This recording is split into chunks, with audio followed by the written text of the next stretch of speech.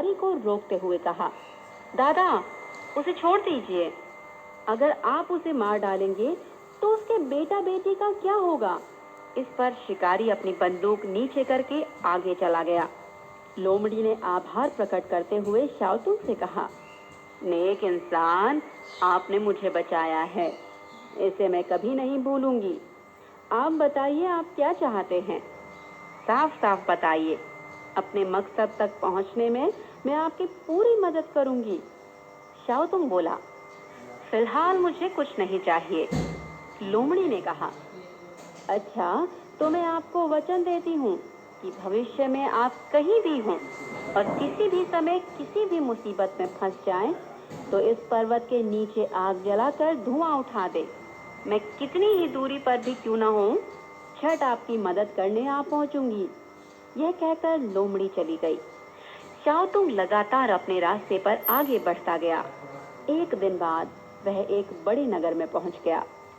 वह सड़क पर चहल पहल निहार रहा था। उस समय उसने देखा कि लोगों की भीड़ उसकी ओर आ रही है। शाओतुंग ने शंकातुर होकर एक बूढ़े से पूछा, दादाजी, आप इतने लोग कहाँ से आ रहे हैं और किधर जा रहे हैं? अच्छा बेटा, तुम नहीं जानते, हम मक्तल की ओर जा रहे हैं। मक्तल कौन सी जगह है? वहाँ लोगों को कत्ल किया जाता है। आज एक नौजवान का सिर काटा जा रहा है, हम वही देखने जा रहे हैं। बूढ़े ने कहा, उस नौजवान का सिर क्यों काटा जा रहा है? उसने क्या कसूर किया है? बेटा, तुम इसके बारे में इतना खोद खोद कर क्यों पूछ रहे हो? उस नौजवान ने न तो किसी की हत्या की है और न ही कोई चोरी की है। उसने कोई भी अपराध नहीं किया है। वह सिर्फ शादी के समझौते की शर्त पूरी नहीं कर पाया है। शादी के समझौते की शर्त? क्या शादी की भी कोई शर्त होती है? शाओतुंग यह जानने के लिए उतावला था। दरअसल बात यह थी कि उस नगर में एक राजा था और उसकी एक खूबसूरत लड़की थी। राजकुमारी के पास एक जादुई आईना था। उस आईने में स्वर्ग और नर दोनों साफ साफ नजर आते थे। राजकुमारी से विवाह का अनुरोध करने के लिए अनगिनत नौजवान आए थे, लेकिन उनमें से कोई भी सफल नहीं हुआ, क्योंकि शादी के लिए राजकुमारी की एक शर्त यह थी कि शादी का अनुरोध करने आने वाला कोई भी व्यक्ति 3 दिन के अंदर एक ऐसी जगह चुन ले जिसे वह छिपने के लिए सबसे सुरक्षित समझता हो। चौथे दिन राजकुमारी जादुई आईना लेकर महल की ऊपरी मंजिल पर जाती और वह आईने से उसे ढूंढने की कोशिश करती थी। अगर आईने से उस व्यक्ति की खोज कर ली गई तो न सिर्फ शादी नहीं होती थी, बल्कि उस व्यक्ति का सिर भी काट दिया जाता था। ऐसे अनेक लोगों की जानें जा चुकी थी जिन्होंने राजकुमारी से विवाह का अनुरोध किया था। इसी वजह से अब उस नौजवान का वध किया जाने वाला था। ये सारी बातें जानने के बाद शाओतुंग सोच में पड़ गया। यह कितनी कड़ी शर्त थी शादी का अनुरोध करने की। अगर इसे रद्द न करवाया गया तो कौन जाने कितने अच्छे भले नौजवानों को खामखा कत्ल कर दिया जाएगा। शाओतुंग सीधे राजमहल के फाटक पर पहुंचा और दरबारों से बोला, मैंने सुना है कि आपकी आदरणीय राजकुमारी सगाई के लिए वर चुनाव कर रही हैं, इसलिए मैं शादी का अनुरोध करने के लिए खास तौर पर दूर से आया हूँ। मुझे आशा है कि आप मेरा अनुरोध राजकुमारी तक पहुंचा देंगे। उन्हें यह भी बताएं कि मैं उनकी छिपने की शर्त पूरी करने के लिए तैयार बर तैयार हूँ। दरबानों की रपट सुनने के बाद राजकुमारी ने फौरन कहा, ठीक है, तुम जाकर उस नौजवान को बताओ कि वह इसी समय से अपनी मर्जी के अनुसार कोई ऐसी जगह ढूंढ ले और वहां अपने को अच्छी तरह छिपा ले, और चौथे दिन इसी वक्त मैं राजमहल की ऊपरी मंजिल पर चढ़कर उसे खोज निकालूंगी। दरबारों ने शाओतुंग को राजकुमारी की बात बताई। शाओतुंग ने सोचा, मुझे बड़ी ब्रीम से मदद लेनी चाहिए। इस तरह 3 दिन तक नदी के किनारे किनारे गहरे पोखर की ओर चलता रहा। वहां पहुंचने के बाद वह उसमें कूद पड़ा तो मछली उसे सहारा देते हुए काफी दूर तक तैरती चली गई। उसने तैरते हुए शाओतुंग से पूछा, ऐसी कौन सी मुसीबत है जिससे उबारने में तुम्हारी मदद करूं? शाओतुंग बोला, मेरी दोस्त, झटपट मुझे छिपा लो। यदि तुम मुझे इस तरह छिपा नहीं सकी कि कोई मुझे खोज न पाए, तो मैं अनेक नौजवानों को मौत के मुंह से बचा सकूंगा। अगर मुझे ढूंढ लिया गया तो मुझे मार दिया जाएगा। मछली बोली, अच्छी बात है मेरे दोस्त, मैं तुम्हारी मदद जरूर करूंगी। उसने अपना विशाल मुंह खोला और शाओतुंग को अपने पेट में निगलकर पोखर की गहराइयों में तैर गई।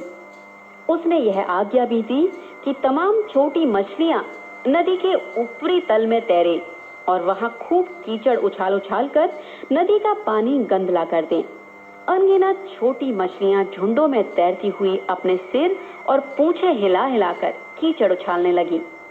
थोड़ी देर में ही साफ सुथरा पानी एकदम कीचड़ में बदल गया और इससे नीचे सूर्य की किरणें भी दिखाई नहीं दी।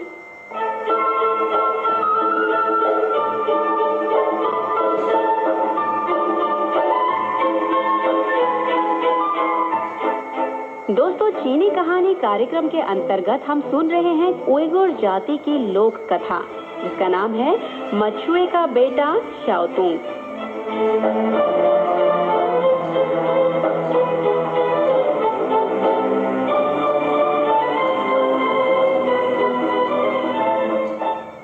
चौथे दिन निश्चित समय पर राजकुमारी राजमहल की ऊपरी मंजिल पर पहुंची। उसने जादुई आईने से चारों ओर देखना शुरू किया। आईने में पर्वत श्रृंखलाएं साफ साफ नजर आईं, चरागाह और रेगिस्तान दिखाई दिए और सातों तहों के बादल भी दृष्टिगोचर हुए, मगर शाओतुंग कहीं दिखाई नहीं दिया। फिर उसने नदियां और झील नाले देखने शुरू किए। इस बार शाओतुंग की पूरी शक्ल साफ साफ नजर आई। राजकुमारी ने देखा कि एक नदी के ऊपरी भाग में अनगिनत छोटी मछलियां पानी मथ रही हैं और नदी के निचले भाग के एक गहरे पोखर में एक बड़ी ब्रीम मछली तैर रही है। उसके पेट में शाओतुंग चैन की नींद सो रहा है। मैंने खोज लिया, राजकुमारी ने कहा और अपने दरबारियों को आज्ञा दी, उस नदी की ओर 3 दिन का रास्ता तय करो। वहां नदी के निचले भाग के एक गहरे पोखर में एक बड़ी ब्रीम मछली है और उसके पेट में वह युवक सो रहा है, लेकिन तुम लोग उसे देख नहीं पाओगे, क्योंकि उस नदी का पानी इतना गंदा है कि उसमें कुछ भी दिखाई नहीं देता है। वहां जाकर सबसे पहले तुम लोग नदी के ऊपरी तल से तमाम छोटी मछलियों को भगा दो। इससे पानी साफ हो जाएगा और बड़ी ब्रीम मछली दिखाई देगी। जाओ, उस नौजवान को पकड़ लाओ। दरबारियों ने बड़ी सेना लेकर 3 दिन का रास्ता तय किया और वे नदी के उस भाग तक पहुंच गए। उन्होंने राजकुमारी की आज्ञा के अनुसार तमाम छोटी मछलियों को भगा दिया। इसके बाद पानी साफ हो गया तो वहां उन्होंने देखा कि एक गहरे पोखर में सचमुच एक बड़ी ब्रीम मछली मौजूद है। उन्होंने शीघ्र ही सिपाहियों को हुक्म दिया, अब छोटी मछलियों को भगाना बंद करो और जल्द ही जाल पोखर में फेंको। सिपाहियों ने जाल फेंका और साथ ही वे चिल्लाए, अरे नौजवान, हमारी राजकुमारी ने तुम्हें खोज लिया है, तुम ऊपर आओ और अपने वचन का पालन करो।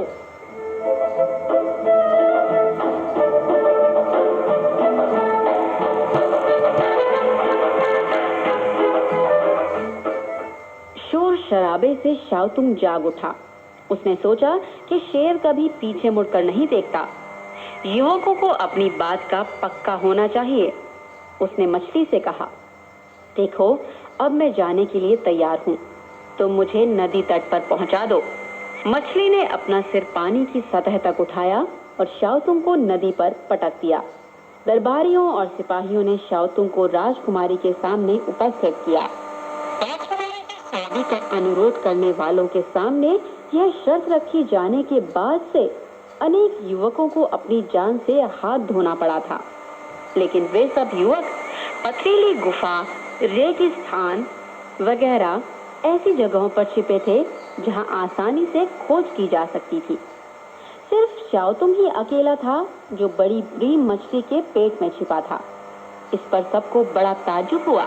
इसलिए जब राजकुमारी ने शाओतुंग का वध करने की आज्ञा दी तो राजा उसे माफ कर देने के लिए राजकुमारी से अनुरोध करने लगा। जरा ठहरो मेरी प्यारी बेटी, इस बार उसका वध मत करो। यदि तुम मुझे अपना पिता समझती हो तो उसे फिर एक बार अपने को छिपाने का मौका तो दो। राजकुमारी अपने पिता को दुखी नहीं करना चाहती थी, इसलिए उसने शाओतुंग से कहा, इस बार मैंने तुम्हें माफ कर दिया है और फिर एक बार अपने आप को छिपा सकते हो। अब जाओ। शाओतुंग ने सोचा, अब कहाँ जाकर छिप जाऊं? उसे बड़े गीतों की याद आई। वह रेगिस्तान में पहुंच गया और उनका दिया हुआ पर निकालकर जला दिया। पल भर में घनघोर घटाएं छाने लगी, तूफान उठ गया और आकाश एकदम धूमिल हो गया। उसी समय बादलों से एक बड़ा गिद्ध उड़ते हुए आया और आकाश में 3 चक्कर लगाकर शाओतुंग के सामने ही उतर गया। उसने शाओतुंग से कहा, मेरे प्यारे दोस्त, क्या मुसीबत है जिससे उबारने में मेरी मदद की जरूरत है? शाओतुंग ने पूरी बात बड़े गिद्ध को बताई और अनुरोध करते हुए कहा, मेरे विश्वसनीय दोस्त, एक ऐसा सुरक्षित स्थान ढूंढने में मेरी मदद करो जहां मैं छिप सकूं। बड़ा गिद्ध बोला, अच्छी बात है, तुम मेरी पीठ पर सवार हो जाओ, लेकिन याद रखो कि नीचे की ओर हरगिज नहीं देखना, वरना सिर में चक्कर आने से नीचे गिर जाओगे। शाओतुंग गिद्ध की पीठ पर सवार हो गया और गिद्ध बादलों से घिरे ऊंचे आकाश की ओर उड़ गया। 3 दिन बाद राजकुमारी राजमहल की ऊपरी मंजिल पर पहुंची और अपने जादुई आईने से चारों ओर खोज शुरू कर दी। नदियों में भी वह नजर नहीं आया और झील तालाबों में भी उसकी छाया तक दिखाई नहीं दी। फिर वह नौजवान कहाँ छिप गया? राजकुमारी यह सोच ही रही थी कि अनजाने ही में उसने जादुई आईने को आसमान की ओर घुमाया तो उसमें यह साफ साफ दिखाई दिया कि बादलों की 7वीं तह में एक बड़ा गिद्ध शाओतुंग को अपनी पीठ पर लादे उड़ रहा है। उसने अपने दरबारियों से कहा, मैंने खोज ही लिया, मगर उसे पकड़ना पिछली बार से कहीं ज्यादा मुश्किल है। इस बार वह बड़े गिद्ध की पीठ पर सवार है और ऊंचे आकाश में उड़ रहा है। उसे न तो गोलियों से मारा जा सकता है और न ही उससे बात करने में कोई फायदा है। लेकिन अब भी एक उपाय है कि मैं अक्सर देखती हूँ कि वह बड़ा गिद्ध एक लंबे अरसे तक उड़ने के बाद साफ पानी पीने के लिए हर रोज एक तालाब के पास उतर जाता है। तुम सबसे पहले तालाब के पास नरकट के झाड़ों में छिप जाओ। बड़ा गिद्ध उतरे तो वह युवक भी गिद्ध की पीठ से उतरेगा और वे साथ साथ तालाब के पास जाकर पानी पिएंगे। ऐसे मौके पर तुम लोग बड़े गिद्ध को भगाकर उस युवक को पकड़ लो। दरबारी अनेक सिपाहियों को लेकर तालाब के पास पहुंच गए और नरकट के झाड़ों में छिपकर इंतजार करने लगे। 3 दिन और 3 रातों तक उड़ते रहने के बाद बड़े गिद्ध को बहुत प्यास लगी। वह तालाब के पास ही नीचे आया और शाओतुंग भी उसकी पीठ से उतरा। वे दोनों पानी पीने ही वाले थे तो नरकट के झाड़ों में छिपे दरबारी और सिपाही जोर जोर से चिल्लाने लगे। बड़ा गिद्ध डर के मारे उड़ गया। शाओतुंग गिद्ध की पीठ पर सवार नहीं हो पाया और उसे गिरफ्तार करके राजकुमारी के सामने पेश किया गया। इस बार सब लोग और अधिक अचंभे में पड़ गए। राजकुमारी ने शाओतुंग का वध करने का हुक्म दिया तो रानी उसे माफ कर देने का अनुरोध करने लगी। इस नौजवान ने कम आश्चर्यजनक काम नहीं किए हैं। मेरी प्यारी बेटी, अगर तुम मुझे अपनी माँ समझती हो तो इस बार उसे माफ कर दो। कहावत है कि सफलता बार बार कोशिश करने पर ही निर्भर करती है। इसलिए मेरा सुझाव है कि उसे फिर एक बार छिपने का मौका दो। राजकुमारी अपनी माँ को दुखी होते नहीं देखना चाहती थी, इसलिए वह उसकी बात पर राजी हुई और शाओतुंग से बोली, अच्छी बात है, अपनी माँ के कहने से फिर एक बार तुम्हें माफ करती हूँ और दोबारा छिपने का मौका देती हूँ, लेकिन याद रखना यह आखिरी दफा है। मगर शर्त बिल्कुल पहले की ही तरह है। यदि मैं तुम्हें खोज पाई तो तुम्हें मार दिया जाएगा। यदि तुम्हें खोजने में मैं असफल रही तो मेरी शादी तुम्हारे साथ होगी। ये बात शाओतुंग के लिए बिल्कुल साफ थी कि यदि इस बार वह फिर खोज निकाला गया तो उसके लिए माफी की सिफारिश करने वाला कोई नहीं होगा। अब क्या किया जाए?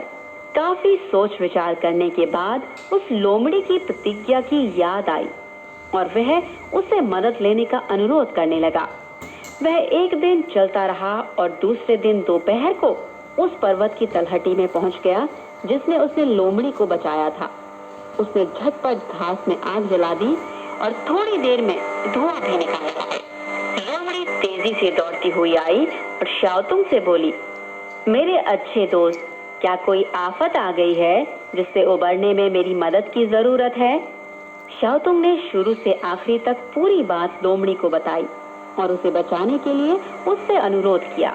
लोमड़ी ने बड़े आत्मविश्वास के साथ हामी भरते हुए कहा, अरे यह कौन सी बड़ी बात है? तुम्हें तो सबसे पहले मेरे यहाँ आना चाहिए था, क्यों नहीं आए? खैर, तुम थोड़ी देर यहाँ रुको। यह कहकर लोमड़ी ने सुरंग खोदनी शुरू कर दी। सुरंग तैयार हो गई। लोमड़ी उसमें घुस गई। शाओतुंग सुरंग के बाहर इंतजार करता रहा, मगर लोमड़ी बाहर नहीं निकली। फिर एक दिन गुजर गया, लेकिन लोमड़ी का साया कहीं नजर नहीं आया। फिर एक और दिन निकल गया तथा किस्मत आजमाने का वक्त आ ही गया। राजकुमारी थोड़ी देर बाद राजमहल की ऊपरी मंजिल पर चढ़ने ही वाली थी, फिर भी लोमड़ी नहीं आई। अब क्या होगा? शाओतुंग बेहद अधीर हो रहा था और उसे कोई उपाय नहीं सूझ रहा था। तभी लोमड़ी ने सुरंग से बाहर निकलकर उससे कहा, अब तुम सुरंग में घुस आओ दोस्त। मैंने इस सुरंग को राजकुमारी के महल के एकदम नीचे तक खोद डाला है। सुरंग के आखिरी छोर पर भू सतह बहुत पतली है। उसमें मैंने एक छोटा सा छेद बना दिया है जिसके जरिए सूर्य की किरणें अंदर पहुंच सकती हैं। अब तुम वहां जाकर इंतजार करो और राजकुमारी तुम्हें देख नहीं पाएगी तो वह यही कहेगी, अच्छी बात है, वह युवक मुझे लेने आएगा तो मैं उससे शादी करूंगी। यदि राजकुमारी राजमहल के ऊपरी मंजिल से नीचे उतरकर उस जगह से गुजरे जहाँ छेद बना है तो तुम उसी छेद की जगह पर अपने सिर से धक्का देना और वहां से बाहर निकलकर राजकुमारी को अपनी गोद में उठा लेना। बस तुम्हारा काम बन जाएगा। जाओ मेरे मित्र, तुम्हारी सफलता के लिए मेरी शुभकामना। यह कहकर लोमड़ी पर्वत की ओर चली गई। शाओतुंग फौरन सुरंग में घुस गया और उसी वक्त राजकुमारी भी महल की ऊपरी मंजिल पर पहुंची। राजकुमारी ने आईने में दूर से नजदीक तक खोज शुरू कर दी। उसने पहाड़ियां और घाटियां देखी, चरागाह और रेगिस्तान देखे, नदी नाले तथा झील तालाब देखे और बादलों से घिरा आकाश छान मारा, लेकिन शाओतुंग की छाया तक दिखाई नहीं दी। राजकुमारी दूर से धीरे धीरे नजदीक की ओर देख रही थी तो शाओतुंग भी धीरे धीरे रेंगते हुए राजकुमारी के पास पहुंच रहे थे। यह सौभाग्य की बात थी कि राजमहल की जिस जगह पर राजकुमारी खड़ी थी ठीक उसी के नीचे राजकुमारी ने बिल्कुल ध्यान नहीं दिया, इसलिए यह स्वाभाविक था कि शाओतुंग का पता नहीं चल पाया। राजकुमारी को शाओतुंग का कोई अता पता नहीं मिला तो उसे बड़ी निराशा हुई और वह राजमहल से नीचे उतरने लगी।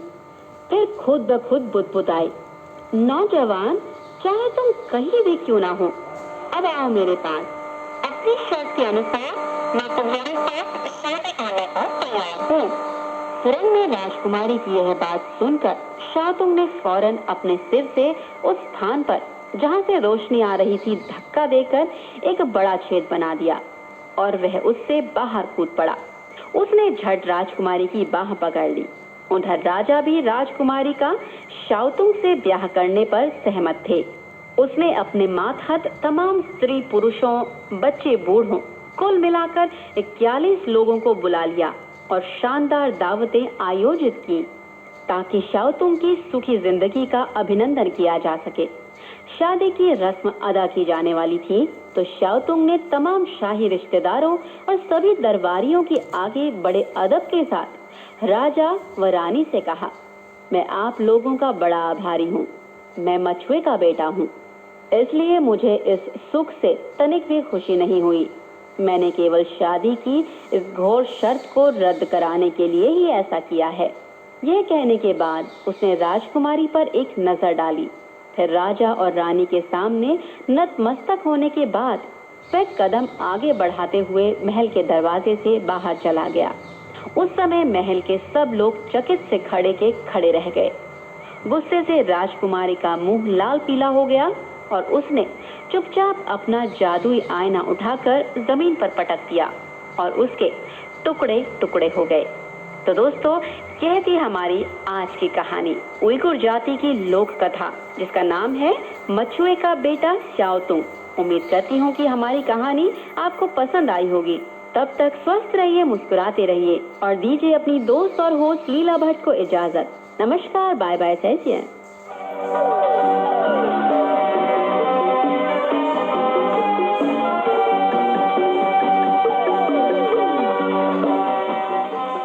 यह चाइना रेडियो इंटरनेशनल है। अब शुरू होता है पश्चिम की तीर्थ यात्रा महासागर का समय।